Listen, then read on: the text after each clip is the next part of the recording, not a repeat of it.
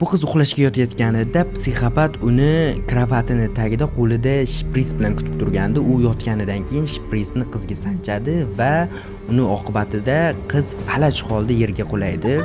Bu voqeadan keyin 3 kun davomida psixopat qiz bilan o'zini iflos ishlarini qilib boshlaydi. Film juda ham dahshatli kino. Bu odam hamma uylarga qorovul sifatida kirib, mana shunaqa taktika bilan o'sha kravatning tagiga kirib, o'sha yolg'iz ayollarni shu ko'yga solib o'ldirib ketardi. Hatto 12 ta qizni shunaqa o'ldirishga muvaffaq bo'lgandi.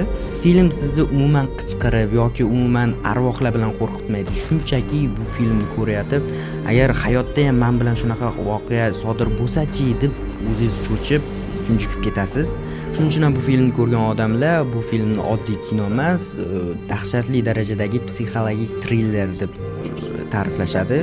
Kinoni 18 yoshdan kichkinalar ko'rishi umuman taqiqlanadi va agar siz ko'rmoqchi bo'lsangiz kinoni profilidagi linkdan o'tib mana shu kod orqali yuklab olsangiz bo'ladi.